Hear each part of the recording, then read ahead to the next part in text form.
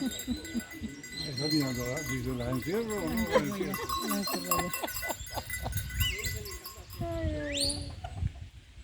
Pero mira, la meta aquí.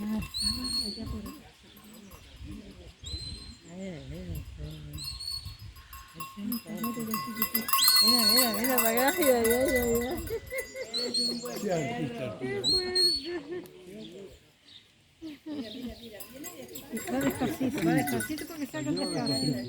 Para que salgan despacio. Ay, el cordero, qué bonito. El cordero chiquitito. Mira, ahí está la red.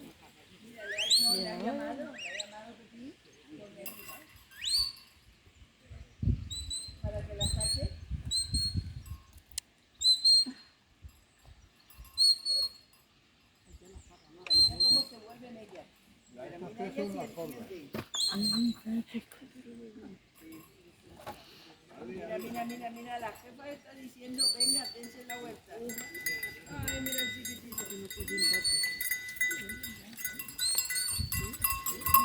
Con el pito sabía lo que tiene que hacer.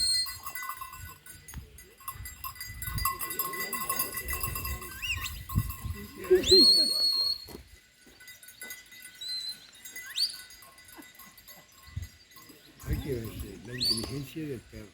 Y el del dueño que lo enseña. Eso es más difícil que el del niño. Cayó para abajo. Qué bueno el perrillo.